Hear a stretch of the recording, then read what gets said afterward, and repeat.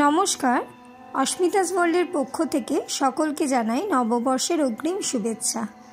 আজকে আমি এমন একটা রেসিপি বানিয়ে তোমাদের দেখাবো, আমার মনে হয় ইউটিউবে এর আগে এখনও পর্যন্ত কেউ দেখায়নি। এটা গ্রাম বাংলার একটা রেসিপি। এই মজাদার রেসিপিটা গম দিয়ে তৈরি বলে এর নাম মজার কলি। আর এখনও যারা আমার এই চ্যানেলটি সাবস্ক্রাইব করেননি তারা অবশ্যই সাবস্ক্রাইব করুন এবং বেল আইকনটা ক্লিক করে দেবেন, তাহলে আমার পরবর্তী রেসিপিগুলো মিস করবেন না। মজার কলির জন্য মূল এবং প্রধান ইনগ্রেডিয়েন্টস হচ্ছে গম। এখানে শুকনো গম নিয়েছি। গমটাকে আমি ভিজিয়ে 24 ঘন্টা মতো রেখে দেব। 24 ঘন্টা হয়ে গেছে, গমটা ভিজে গেছে, একটু মোটা মোটাও হয়ে গেছে। এবারে জলটা আমি ঝরিয়ে নেব। গম থেকে জলটা ঝরিয়ে নিয়েছি এবং একটা মিক্সিং বোলের মধ্যে ঢেলে নিয়েছি। 1 কাপ মতো গম এর মধ্যে দিয়েছি। এতে অল্প একটু জল দিতে হবে। জল দিয়ে এবার খুব ভালো করে গমটা বেটে নিতে হবে। তোমরা চাইলে শিলেও বাটতে পারো, আদারওয়াইজ মিক্সিতেও খুব ভালো গ্রাইন্ড হয়ে যাবে। চলো মিক্সিতে গ্রাইন্ড করে আমরা ফিরে আসছি। প্রথমবার গ্রাইন্ড করার পর এই পজিশনে এসেছে। এবারে এর মধ্যে আবার একটুখানি জল দিয়ে দেব, ভালো করে মিশিয়ে নেব, আবার গ্রাইন্ড করব। সেকেন্ড টাইম গ্রাইন্ড করবার পর ঠিক এরকম ঘনত্বটা আসবে, খুব বেশি ঘনও হবে না এবং খুব বেশি পাতলাও হবে না। এবার এর মধ্যে 2 কাপ মতো জল দিয়ে দেব। 2 কাপ জল দিয়ে দিলাম। এবার খুব ভালো করে মিশিয়ে নেব। পাতলা হলে ছাঁকতে খুব সুবিধা হবে। একদম পাতলা হয়ে গেছে। এবার একটা পাত্র নিয়েছি এবং একটা ছাঁকনি নিয়ে নিয়েছি। এর মধ্যে অল্প অল্প করে এরকম ঢালতে থাকবো। দেখো পাতলা হওয়ার জন্য নিজে থেকেই খানিকটা পড়ে গেছে।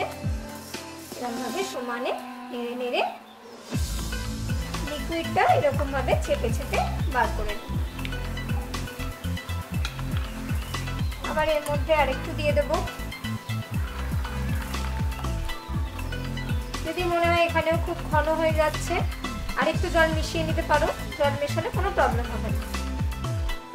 গমের পাল্পটা এখানে বার করে নিয়েছি, একটা বোলের মধ্যে রেখেছি এবং পাল্পটা ছেঁকে যে খোসাটা বেরিয়েছে সেটা দেখো এই আর একটা বাটির মধ্যে নিয়ে নিয়েছি। এটাকে ফেলে দিতে হবে। এবার এই পাল্পটাকে আরেকবার খুব ভালো করে ছেঁকে নেব। সেম আগের প্রসিডিওরেই ছাঁকবো। 2 বার করে ছেঁকে নেওয়ার কারণ হলো যেন কোনো রকমভাবে লিকুইডের মধ্যে খোসাটা না থাকে। দেখো একদম দুধের মতো লিকুইডটা হয়ে গেছে। আগের বার ছাঁকার পরেও দেখো 1 টেবিল স্পুন মতো খোসা রয়ে গিয়েছিল। গ্যাসটা জ্বালিয়ে নিয়েছি। এবার লিকুইডটাকে সমানে নেড়ে যেতে হবে, না হলেই নিচে আটকে যাবে। এবার এর মধ্যে স্বাদ মতো নুন এবং 1 টিস্পুন মতো কালো জিরে দিয়ে দিই। এবারে সমানে নেড়ে যেতে হবে।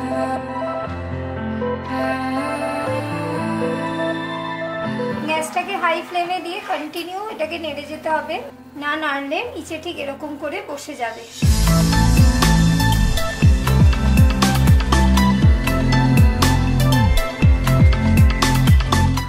দেখো এবার হয়ে এসেছে, এরকম ঘন হয়ে যাচ্ছে আস্তে আস্তে।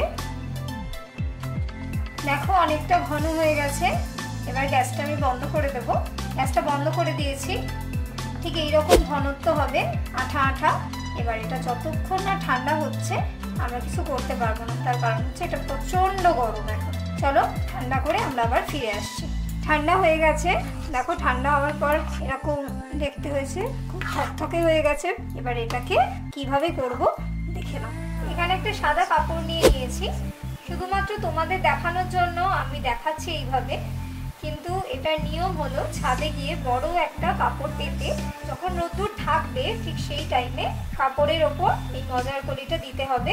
তার কারণ হচ্ছে রোদ্দুরেতে খুব তাড়াতাড়ি শুকিয়ে যাবে। শুধুমাত্র তোমাদের দেখানোর জন্য আমি ঘরের মধ্যে দেখাচ্ছি। আমি আবার ছাদে গিয়েও তোমাদের দেখাবো। দেখতে থাকো কিভাবে মজার কলিটা দিতে হয়।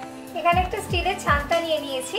প্রথমে 1 মুঠো মতো এরকম নেবে, হাতে নিয়ে ছানটাতে ঠিক এরকম করে টানতে হবে উপর থেকে নিচে।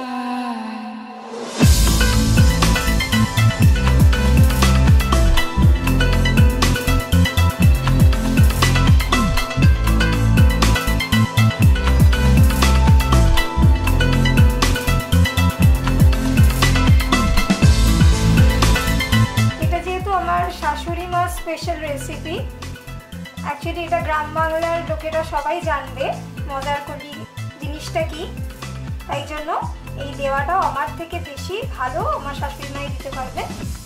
সেই কারণেই আজকে মাই তোমাদের কিভাবে মজার কলি দিতে হয় সেটা করে দেখাচ্ছে। তোমরা খুব ভালো করে দেখো। এই অবস্থাতে এরকমভাবে নিয়ে গিয়ে ছাদে শুকোতে দিয়ে দেবো।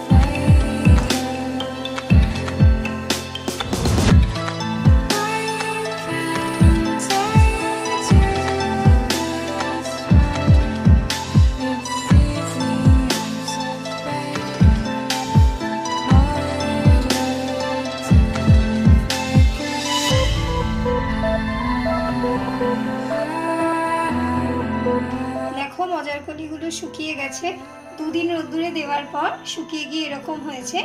এবারে আমি ছাড়িয়ে নেব। খুব ইজি ছাড়ানোটা। সবকটা ছাড়িয়ে নিয়ে ফিরে আসছি।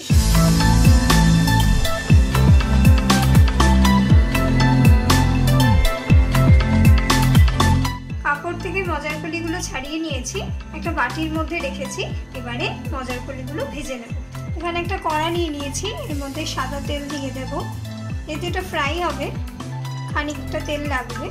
1/2 কাপ মতো সাদা তেল নিয়ে নিয়েছি। তেলটা গরম হয়ে গেছে। এবারে অল্প অল্প করে শুকনো মজার কলিগুলো দিয়ে দিচ্ছি।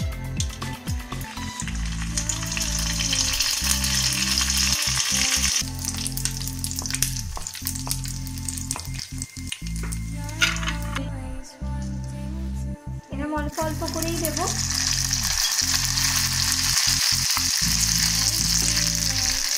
কয়েক সেকেন্ডের মধ্যেই হয়ে যাচ্ছে।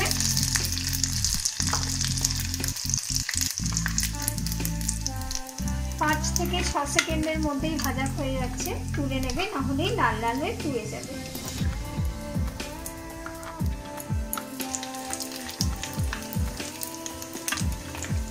খুব ক্রিস্পি, সন্ধ্যেবেলায় চায়ের সঙ্গে খুবই ভালো লাগবে। তোমরা প্রত্যেকে ট্রাই করবে। মজার কলি রেডি অ্যান্ড সার্ভ। দেখো কত তাড়াতাড়ি হয়ে গেল। প্রথম প্রিপারেশনটা রেডি করাটাই সময় সাপেক্ষ, কিন্তু ভাজাটা খুবই ইজি। তোমরা সকলে ট্রাই করো, কীরকম লাগে আমাকে জানিও। আমার এই রান্নাটা ভালো লাগলে প্রত্যেকে লাইক করো এবং বন্ধুদের সঙ্গে শেয়ার করো এবং অনেক অনেক সাবস্ক্রাইব করো আমাকে। আমি আরও উৎসাহিত হব এবং নিত্য নতুন নানান রকমের রান্না তোমাদেরকে করে দেখাবো।